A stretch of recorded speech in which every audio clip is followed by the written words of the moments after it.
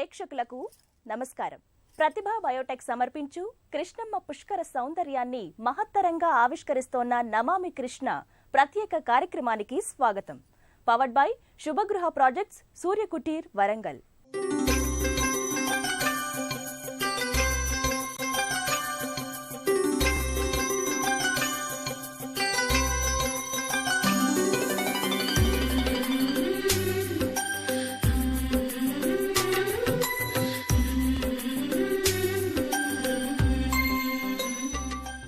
తెలుగింటి సిరివేణి కృష్ణవేణి, తెలుగునాట వెల్లి విరిసే సస్యశ్యామల పారాణి, రైతన్నల స్వప్నాల్ని పొలాల్లో పండించే జలసిరుల రారాణి. అలాంటి కృష్ణవేణి పుష్కరానందంతో పరిఢవిల్లుతోంది. లక్షలాదిగా తన చెంతకు తరలివచ్చి తన ఒడిలో సేద తీరుతోన్న తన భక్తుల్ని చూసి కృష్ణమ్మ పరవశిస్తోంది.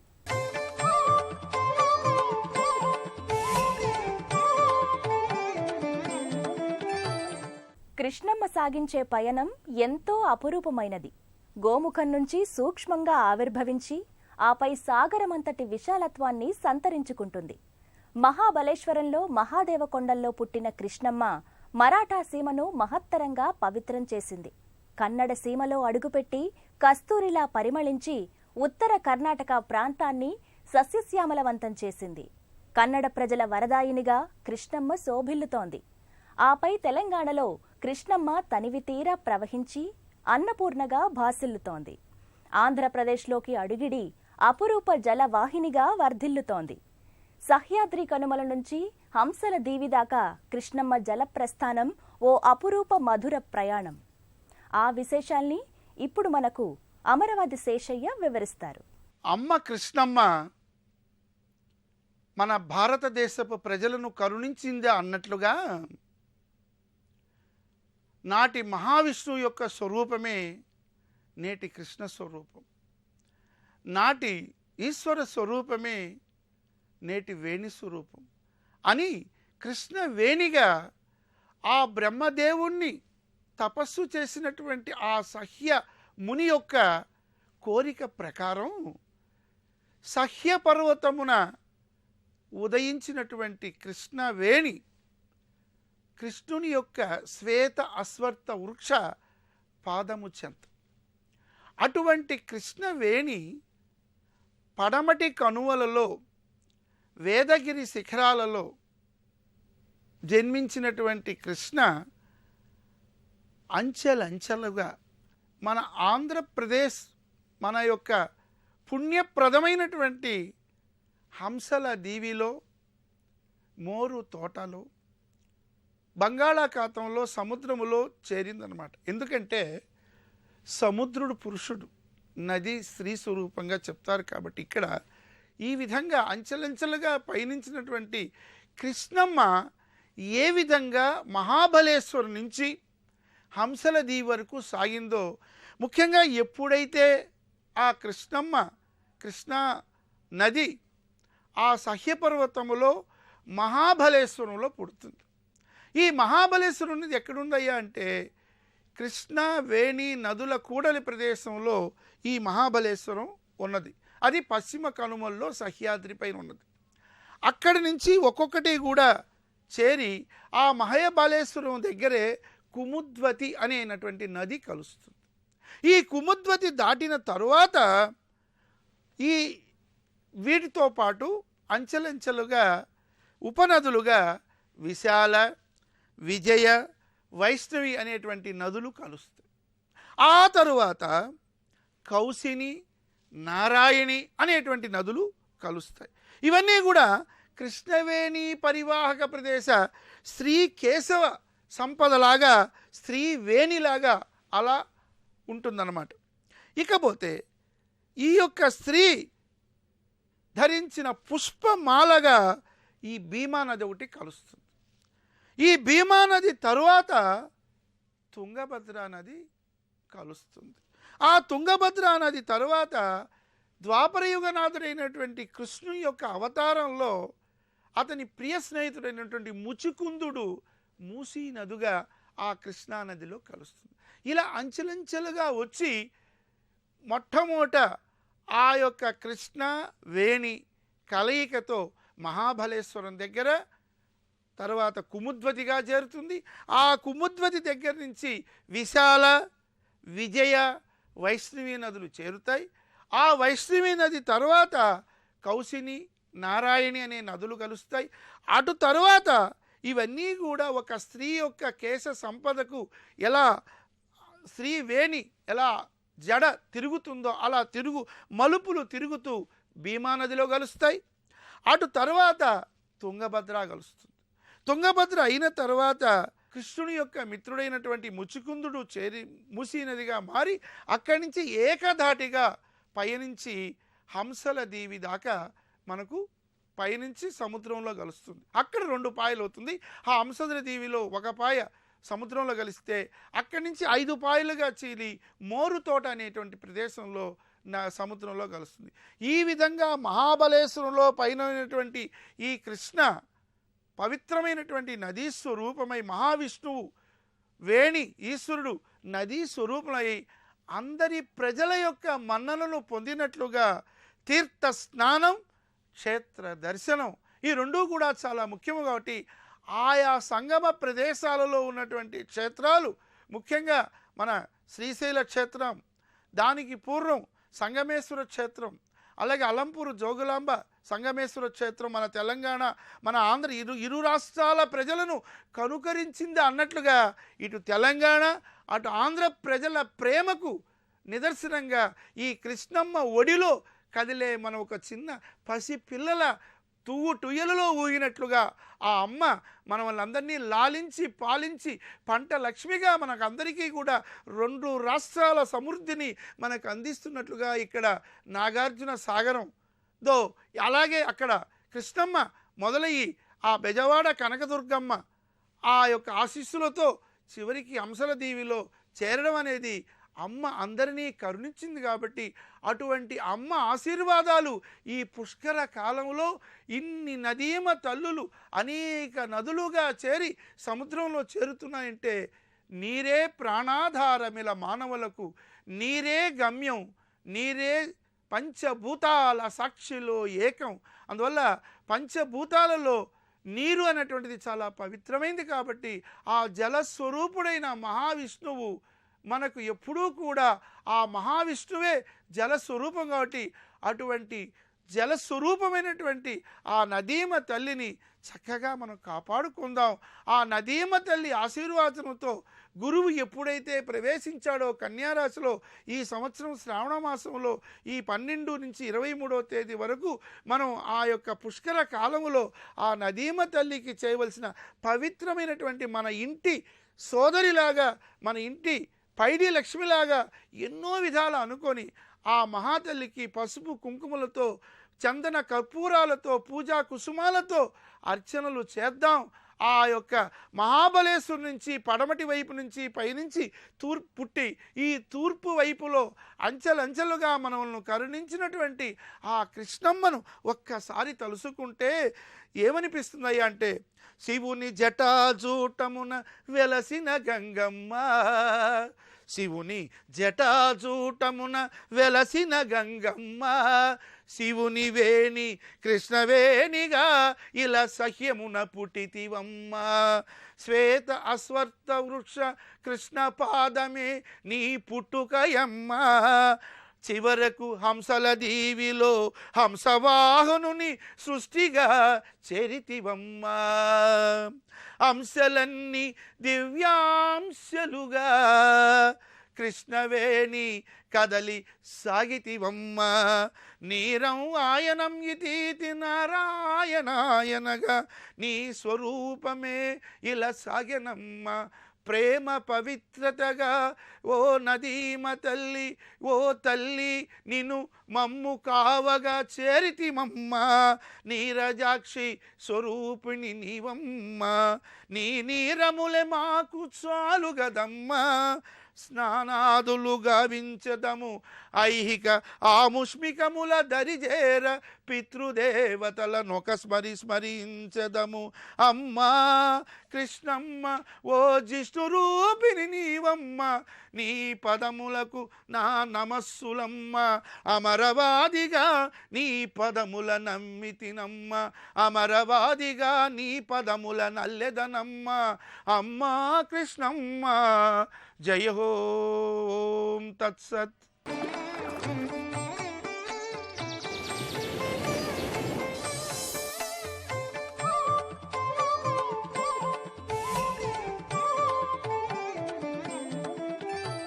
కృష్ణమ్మ ఎక్కడ అడుగిడితే అక్కడ ఆకుపచ్చ హరితార్ణవ సంతకం. కృష్ణవేణి నడిచిన చోట నవ్య భావాల్ని పలికించింది. కృష్ణమ్మ జల మహిమతో బీడువారిన భూముల్లో ముత్యాల మురిపాలు పోటెత్తాయి. మ్రోడువారిన బతుకుల్లో కొత్త వసంతాలు విరబూశాయి. మరాఠాలో విరబూసిన సిరిమల్లికలా, కన్నడ సీమలో విరిసిన నల్ల కలువలా, తెలంగాణలో గుబాలించిన తంగేడు పువ్వులా, ఆంధ్రాలో పరిమళించిన ఆనంది వర్ధనంలా కృష్ణమ్మ తన తేజస్సును యశస్సును ప్రకటిస్తోంది. కృష్ణమ్మ ఓ నది కాదు, అపురూప జీవన వాహిని. ఆ నది గమనమే ఓ వైభవం. ఆ విశేషాల్ని ఇప్పుడు మరికొన్ని తెలుసుకుందాం. జ్ఞానానందం మయం దేవం నిర్మల స్ఫటికాకృతిం ఆధారం సర్వ విద్యానాం హయగ్రీవముపాస్మహే. గురుబ్రహ్మ గురువిష్ణు గురుర్దేవో మహేశ్వరః, గురుసాక్షాత్ పరబ్రహ్మం తస్మై శ్రీ గురవే నమః. ఈ విశాల సృష్టి జరిగినప్పుడు ఆకాశం తర్వాత పుట్టినది జలం. ఈ జలంలో ముఖ్యంగా ఈ భారతదేశంలో ఉన్నటువంటి నదీ జలాలన్నిట్లలో కూడా పరమాత్మ స్వరూపుడు ఉంటాడని మనం భావిస్తాం. అన్ని నదీ జలాలను కూడా మనం గంగా నదిగానే భావిస్తాం. ఈ గంగా నది చాలా పవిత్రమైనది. సాగరపుత్రులను తరింపజేయటానికి ఈ విశాల విశ్వంలోకి వచ్చింది గంగా నది. ప్రతి సంవత్సరం ఒక్కొక్క నదికి పుష్కరాలు జరుగుతుంటాయి. ఈ పుష్కర కాలం చాలా పవిత్రమైనది. పుష్కర సమయంలో మనకు గతించినటువంటి పితృదేవతలకు తర్పణాలు ఇవ్వటం, వాళ్లకు విధి విధానంగా పిండ ప్రదానం చేయటం. మనకు పితృ రుణం, ఋషి రుణం, దేవ రుణం అనే 3 రుణాలు ఉన్నాయి. ఆ రుణాల్లో పితృ రుణం తీర్చుకోవటం ఒక పద్ధతి. సంవత్సరిక శ్రాద్ధాలు కాక పుష్కర శ్రాద్ధం కూడా పెట్టాలి. దీనివల్ల పితృ రుణం తీర్చుకుంటాం. గయా శ్రాద్ధం, బదరీలో శ్రాద్ధం, ఇవన్నీ చాలా ముఖ్యమైనవి హిందువుల యొక్క జీవితాల్లో. పోయిన సంవత్సరం మనకు గోదావరి పుష్కరం వచ్చింది. దాని తర్వాత ఈ సంవత్సరం మనకు వచ్చేది కృష్ణా పుష్కరం. పుష్కరం అనగానే దాని పవిత్రత మనకు గుర్తొస్తుంది. కాబట్టి ప్రతివాడు కూడా ఈ 12 రోజులు ఆస్ట్రాలజికల్గా, అంటే మనకు పంచాంగంలో చెప్పినటువంటి ఈ 12 రోజుల్లో ఏదో ఒక టైంలో, మళ్ళీ అందరూ ఒకే టైంలో పోవాల్సిన అవసరం లేదండి. రాత్రిం పగళ్ళు లేదు, అర్ధరాత్రి ఎప్పుడు వీలవుతే ఈ 12 రోజుల్లో కూడా స్నానం చేయొచ్చు, పుష్కర స్నానం చేయొచ్చు. దానివల్ల మీకు పుణ్యగతులు లభిస్తాయి. అక్కడ పుష్కర శ్రాద్ధం చేయటం వల్ల మీ పితృదేవతలకు పుణ్యగతులు లభిస్తాయి. ఇది చాలా అవసరం. కానీ అందరూ ఒక్క చోటికే పోవాలని కూడా లేదు. నదీ పరివాహ ప్రాంతంలో మొదటి నుంచి చివరి వరకు ప్రతి చోటకి వెళ్ళొచ్చు. చిన్న ఊళ్ళో వెళ్తే పుణ్యం రాదు, పెద్ద ఊళ్ళో వస్తే పుణ్యం వస్తుందన్న భావన లేదు. నదీ పరివాహక ప్రాంతంలో ఎక్కడికి పోయినా కూడా అదే ఫలితం లభిస్తుంది. కాబట్టి దయచేసి అందరూ కూడా వారికి అనుగుణంగా దగ్గరగా ఉన్నది, ఒత్తిడి లేనిది ప్రదేశంలోకి వెళ్ళి పుష్కర స్నానం చేయాలి. పుష్కర స్నానం చేయటం చాలా ప్రాశస్త్యం. అంతేకాకుండా తమ వెంబటి తమ పిల్లల్ని అందరినీ కుటుంబ సభ్యులను తీసుకెళ్ళి స్నానం చేయటం. అన్నిటికన్నా ముఖ్యం ఏంటంటే ఇది ఆధ్యాత్మికం. లౌకికంగా మనం పుష్కరం నుంచి స్నానం నుంచి నేర్చుకోవాల్సిందంటే అది పవిత్రమైనది. నది ఎంతో పవిత్రమైంది. మనకు పుణ్యగతులు కలిగించేటటువంటి ఆ నదిని ఎలా చూసుకోవాలి? దాన్ని దేవతా స్వరూపంలా చూసుకోవాలి. అంటే పరిశుభ్రంగా ఉంచుకోవాలి, దానిలో పొల్యూషన్ చేయకూడదు. పుష్కరాలు మనకి ఏం గుర్తు చేస్తాయంటే నది దేవుడు, నది పవిత్రమైనది, నది జీవనాధారం, నది మనుషులకు అవసరమైంది. కాబట్టి అట్టి నదిని కాపాడుకోవాలి. ఈవెన్ స్నానం చేసే ముందు కూడా వీలైతే ఇంట్లో స్నానం చేసి పరిశుభ్రంగా అక్కడికి వెళ్ళి సబ్బు రుద్దుకోకుండా స్నానం చేయాలి. ఆ సబ్బు కూడా దాంట్లో పొల్యూషనే. నదుల్లో ఎన్నో జీవ జంతువులు, జలచరాలు ఇవన్నీ వస్తున్నాయి. నిజంగా నేను ఆ మధ్యన ఋషికేశ్ పోతే గంగను చూస్తే ఎంత ఆనందం కలిగిందండి. అమ్మా, నిన్ను నమ్ముకొని ఎంతమంది బతుకుతున్నారు, ఎన్ని జీవరాశులు బతుకుతున్నాయి, పశు పక్షాదులు బతుకుతున్నాయి, ఎంతోమందికి భోజనం దొరుకుతున్నది, ఎంతోమంది నీ నదీ పరివాహక ప్రాంతంలో ఎన్ని నగరాలు పట్టణాలు వచ్చినాయి.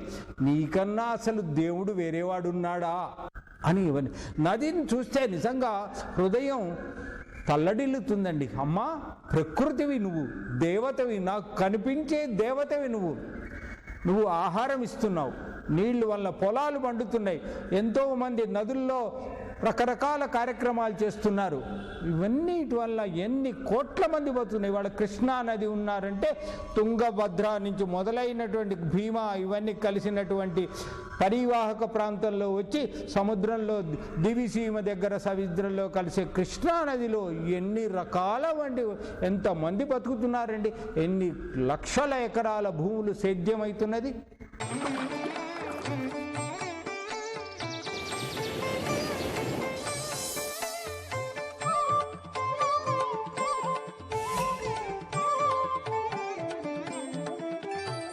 మానవులకు నాగరికతల నడకను నేర్పింది మన జీవనదులే.